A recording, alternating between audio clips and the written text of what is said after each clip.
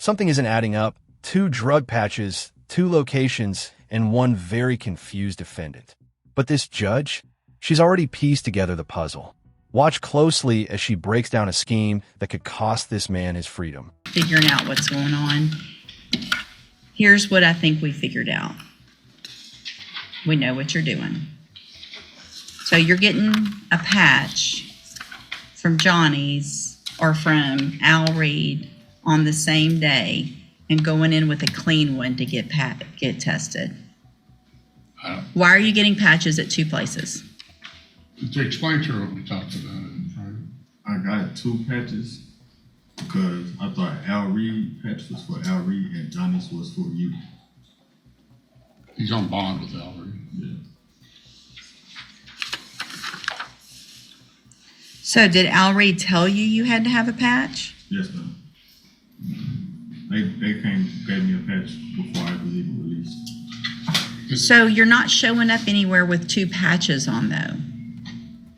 So if you have 2 patches, if you're getting 2 patches, you should have 2 patches on, right? How many patches do you have right now? 1. Okay, so whose do you have on? Al Reed. So what about Johnny's? I stopped getting Johnny's because Al Reed told me I didn't have to get him anymore. He seemed to indicate that the quality of the patch from Johnny's is different than the quality of the patch from Al Reed's, and the difficulties he was experiencing with the patch from Johnny's was because it was an inferior quality patch and came off. So when did you get that patch? Do we know? Let me see. I get it changed on the 7th, so 24, 23. So you got a patch. Here's the problem. You can't just collect patches like loyalty cards at a coffee shop. If you're claiming to follow 2 monitoring programs, you'd better be wearing both. Otherwise, it looks like someone's gaming the system. And judges hate games. Put on. And the 25th of September is one of those dates for Johnny's. Okay. Did they put one on or not on the 25th of Johnny's? I understand it says that, Your Honor. I don't know that they actually did that. That's my point. Well, they've got receipts. They've sent receipts. We've got serial numbers. We've got all of that information now. Without them available for cross-examination, I'm not conceding, I don't know if they did or not, is my point, whether they actually put one on. I don't take the drugs. I don't do any drugs, man. Well, I guess I don't understand, Mr. Mack. You've tested negative, I get in court, but I feel like there is something going on that doesn't make sense. And I feel like you're playing games. Your Honor, in all due respect, it may not be him, it may be Johnny's. That's my point. I mean, the assumption seems to be it's the defendant's fault.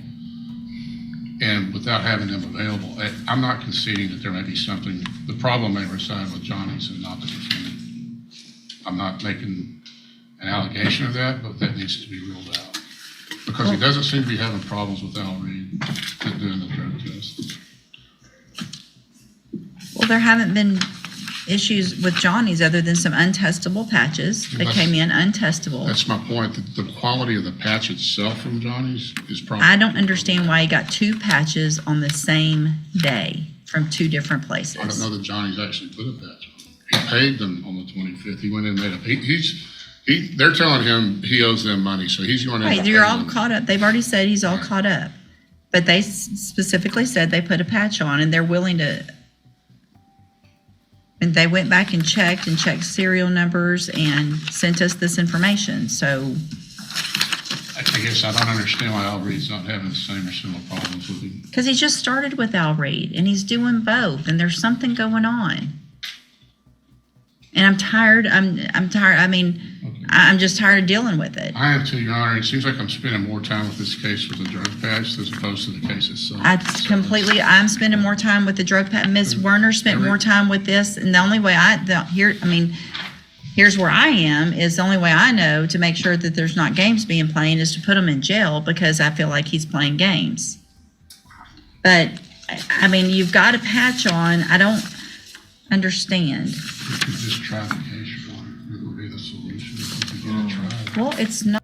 Now we're seeing frustration boil over. The judge's patience is gone. When multiple labs, payments, and excuses start piling up, the courtroom's trust begins to crumble. And once a judge suspects manipulation, it's not just about drug tests anymore. It's about credibility. Not on the, put it on the trial docket. It is? I think it was. Well, I mean, we'll get it tried on the trial day. It's Mr. Coleman's case. I believe it was set for trial a week or two ago, Your Honor. Wasn't reached. Yes, and it didn't get reached. Okay. Yeah. I think it was numbered. Oh, okay, gotcha. Here's what I want. I want a hair follicle test done at Mr. Mack's expense Where at? today at, I think Beaumont Occupational still does that. Vermont, okay. I'm pretty sure. Can you double check? I'll see. I'm pretty sure Quest probably doesn't. It really doesn't matter to me other than I don't want it done through a bondsman. I don't want it done through Johnny's. I want it done through either Quest or Beaumont Occupational or one of those places. I want it done today. Yes, ma'am. I want get proof that you've done that, and then I think it takes a few days to get those results, and I want those results immediately.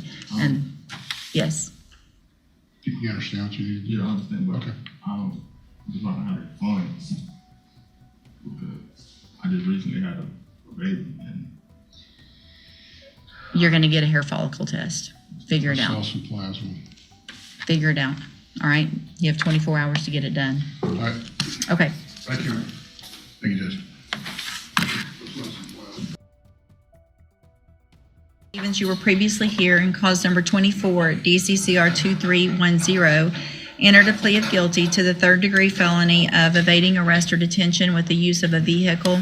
I've received that pre-sentence report. Has everyone had an opportunity to review the report? Yes. What is the status of the driving while intoxicated? I don't see that there's one pending, and this whole offense had to do with that as well, which gives me some concern. I don't think she was charged with it. No, that's I'm This aware was, of. I was only charged with evading my vehicle. Because I even called the Jefferson County to make sure that was the only thing I was charged with. I mean, that's weird, because it says she even explained that she was drinking, and I don't know. Right, and it's not even noted in the probable cause. I know. You know, the section where they Right. list the charges, even if there were in two separate courts, but I'll probably be happy to look into that for you like. I guess I just want to make sure, I mean, if something's not pending, if it's coming later, so that we're kind of aware of that, but, okay, so what I'm going to do then, no additions or corrections? All right, ma'am, I'm going to find that you entered your plea of guilty previously, freely, and voluntarily. Find sufficient evidence to find you guilty. However, I'm going to follow the agreement that you made with the district attorney and defer all proceedings and place you on probation for 3 years. You're ordered to pay the $500 fine and to follow all of the rules and conditions of probation. If you do that, this is an excellent opportunity because you don't have a felony conviction on your record. And if you successfully complete the probation, the case will actually be dismissed at the end. You'll never have a felony conviction. The other side of that, though, is if you violate any condition of probation, you can be brought back into court, you could be found guilty of the offense, and you could be sentenced to prison for anywhere between 2 years and up to 10 years. Do you understand? Judge, would the court consider, just based on what we've just discussed, maybe an interlock for some period of time?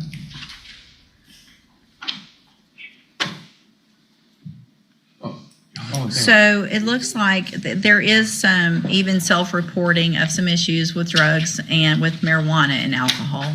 And so I think to be safe based on the nature of that, This right here is the breaking point. Judges see hundreds of cases a week, but the ones that drag on with repeated confusion tend to push them over the edge. Jail isn't just punishment here. It's the judge's way of saying, I'm done being played. What would you do in her position?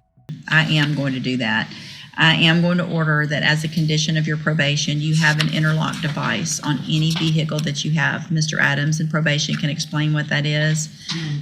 Okay, so you have to have that at least for some amount of time. Maybe not the whole probation, but we want to make sure that you are refraining from using alcohol before you drive and anything like that. Obviously, that goes for marijuana as well. You're going to have regular drug tests if you test positive for marijuana or anything that contains marijuana. So that includes anything.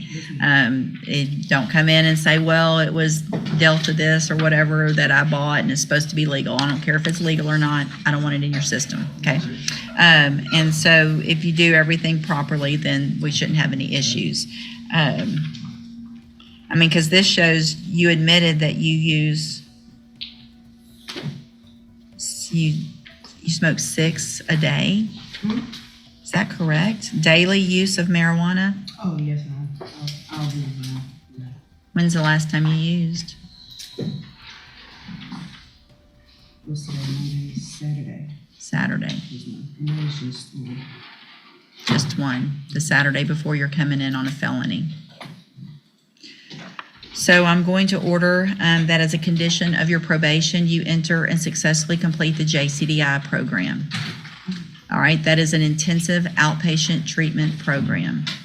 If you do not successfully complete that and stop using marijuana altogether, you will be back in here and you will be looking at going to prison. So it is time that you change. You can feel the tension here. A new father, desperate not to be locked up, facing a judge who's lost all patience. But this moment isn't just about punishment, it's about proof. A hair follicle test can reveal weeks of substance use. It's the courtroom's ultimate lie detector. That part of your life. We're going to give you those tools to do it. Well, this will help you. That's what this is for. All right. But you have to participate and you have to you get the tools and use them. They can only do so much. Obviously, you're going to test positive when we know you will, at least for some amount of time. But you're going to get tested where they also get the amount that is in your system. And if it is not going down and getting to nothing within the next 30 days or so, that means you're still using. You're going to be right back in here before you really ever get started. That's how important this is. So take advantage of it. Get started on the JCDI. Probation will go over how you get started on that and make that change in your life so you can do this probation and everything. Does that make sense? So you have 24 hours to get the auto ignition interlock device on your vehicle. So you cannot drive any vehicle that does not have that device on it, okay? I'm handing you the trial court certification that shows this was an agreement that I followed, and so you've waived your right to appeal. You need to have a seat here in the courtroom, and probation will go over, call you up and go over your paperwork when she's ready, okay? All right, good luck to you. Thank you. You heard that right. She smoked just days before a felony court appearance. That's like walking into a fire with gasoline in your pocket. At this point, the judge's focus shifts from leniency to accountability, and you can feel the tone shift instantly.